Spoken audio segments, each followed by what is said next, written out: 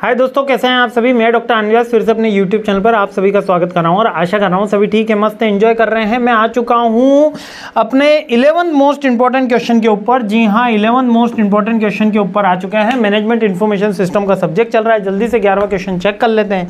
11 question क्या कह रहा है, डेटा मैनेजमेंट के बारे में पूछ रहा है। एक सिंपल सा क्वेश्चन आ रहा है कि डेटा मैनेजमेंट की इंपॉर्टेंस बता दो और उसके चैलेंजेस बता दो, यानी कि ये आवश्यकता बता दो, नीड, इंपॉर्टेंस या चैलेंजेस। तो नीड क्या होती है, डेटा को मैनेज करने से क्या ईजी होगा।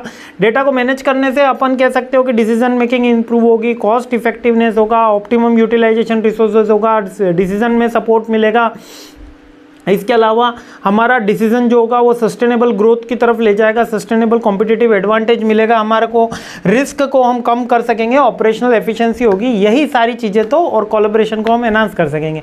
यानी कि डेटा मैनेजमेंट करने का तो बहुत सिंपल सा वर्त है कि अगर चीज़ें व्यवस्थित रहेगी तो बहुत सारी चीज़ें होंगी, कॉस्ट कम लगेगी, हम बेटर डिसीजन ले पाएंगे, ऑप्टिमम डिसीजन होगा, कॉस्ट बेटर यूटिलाइजेशन होगा रिसोर्सेज का, डेटा ड्रिवन होगा तो एरर होने की प्रॉब्लम कम आएगी और रिस्क कम हो जाएगा और कस्टमर सेटिस्फेक्शन इंप्रूव होगा। अगर इसकी नीड तो आपको समझ में आ गई। इसके साथ मेजर चैलेंजेस क्या होते हैं, डेटा की एक्यूरेसी एक मेजर चैलेंजेस होता है, कॉस्ट इसकी मेजर चैलेंजेस होता है, डेटा का इंटीग्रेशन यानी कि एक डेटा प्रोडक्शन का डेटा मार्केटिंग और सेल्स से और अपना स्टोर डिपार्टमेंट से जुड़े, ये एक प्रॉब्लम होता है। डेटा की क्वालिटी के इशू आते हैं, डेटा की प्राइवेसी का अपने पास इशू आता है और डेटा को स्केल करने में, क्योंकि हमेशा इसके पीछे कॉस्ट बिहाइंड होती है। इसके अलावा अगर देखा जाए तो डेटा को गवर्नेंस करने के लिए एडमिनिस्ट्रेशन के जो रूल्स बनते हैं वो डिफरेंट होते हैं डिफरेंट कंपनीज में, वो भी एक इशू रहता है, वो भी एक चैलेंजेस रहता है।